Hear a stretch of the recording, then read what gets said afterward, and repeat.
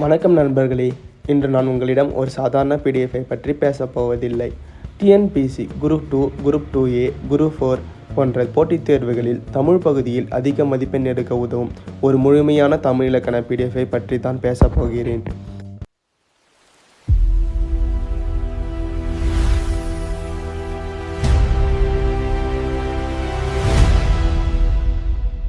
இந்த பிடிஎஃப்பில் மொத்தம் 1100 பக்கங்கள் இருக்கின்றன. இதை பார்த்தவுடன் பல பேருக்கு இவ்வளவு பெரிய பிடிஎஃப்பா, இதை எப்படி படிக்க முடியும் என்ற பயம் வரும்.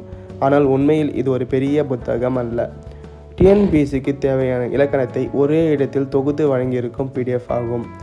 டிஎன்பிஎஸ்சி பாடத்தை பார்த்தால் தமிழ் இலக்கணத்தில் பல முக்கிய தலைப்புகள் இருக்கின்றன. அவை அனைத்தும் இந்த பிடிஎஃப்பில் விரிவாக இடம்பெற்றுள்ளன.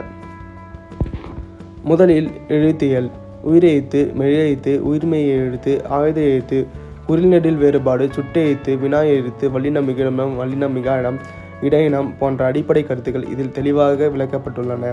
டிஎன்பிஎஸ்சியில் ஒவ்வொரு ஆண்டும் இந்த பகுதியிலிருந்து கேள்விகள் வருவது வழக்கம். அடுத்ததாக சொல்லியல், பெயர்ச்சொல், வினைச்சொல், இடைச்சொல், உரிச்சொல், சுட்டுப்பெயர், வினாப்பெயர், தொழிற்பெயர், வினையெச்சம், பெயரெச்சம், வினைமுற்று போன்ற தலைப்புகள் எடுத்துக்காட்டுடன் உள்ளன. விதியை மட்டும் மனப்பாடம் செய்யாமல் பயன்படுத்துவது எப்படி என்பதும் இதில் கொடுக்கப்பட்டுள்ளது. அடுத்த முக்கியமான பகுதி புணர்ச்சி மற்றும் சந்தி. இரண்டு சொற்கள் சேரும்போது என்ன மாற்றம் நடக்கிறது, எந்த இடத்தில் வல்லினம் மிகும், எந்த இடத்தில் மிகாது, இயல்பு புணர்ச்சி, விகார புணர்ச்சி, சந்தி பிழைகள், பெயர் திருத்தம் போன்றவை டிஎன்பிஎஸ்சியில் அடிக்கடி கேட்கப்படும் பகுதிகள். இந்த பிடிஎஃப் அவற்றை எளிமையாக விளக்குகிறது. அடுத்தது வேற்றுமை உருபுகள்.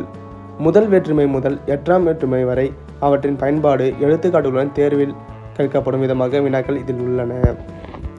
அதன் பிறகு தொகைநிலை, தொகாநிலை, தொடர், விகுதி, இடைநிலை, உருபு, வாக்கிய அமைப்பு போன்ற இலக்கண பகுதிகளும் விரிவாக கொடுக்கப்பட்டுள்ளன. இவை டிஎன்பிஎஸ்சியில் மதிப்பெண் தரக்கூடிய தலைப்புகள். மேலும் மரபு பிழை, வழுவமைதி, பெயர் திருத்தம் ஆகிய பகுதிகளும் இதில் உள்ளன.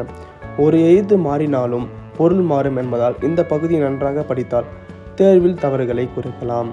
அடுத்ததாக அணி இலக்கணம். உவமை அணி, உருவக அணி, எதுகை, மோனை, இயல்பு போன்ற இலக்கிய நயங்களும் விளக்கப்பட்டுள்ளன.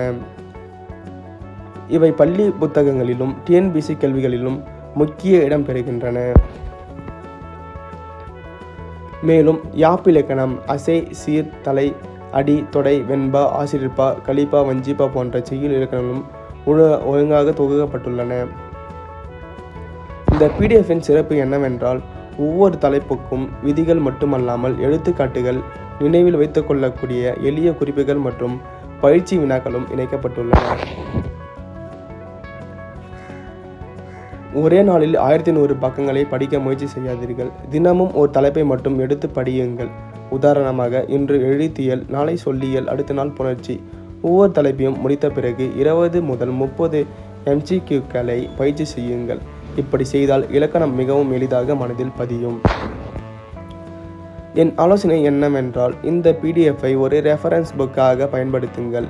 சந்தேகம் வந்தால் அந்த தலைப்பை மட்டும் திறந்து படியுங்கள். தொடர்ந்து ரிவிஷன் செய்தால் தமிழ் பகுதியில் நல்ல மதிப்பெண் பெறுவது மிகவும் சாத்தியம். இந்த பிடிஎஃப்பை அடிப்படையாக கொண்டு இந்த சேனலில் ஒவ்வொரு இலக்கண தலைப்பையும் தனித்தனி வகுப்பையும் கியூஸாகவும் மாடல் டெஸ்டாகவும் தொடர்ந்து கொண்டு வரப்போகிறேன். அதனால் இந்த வீடியோ உங்களுக்கு பயனுள்ளதாக இருந்தால் லைக் செய்யுங்கள், உங்கள் நண்பர்களுக்கு ஷேர் செய்யுங்கள்.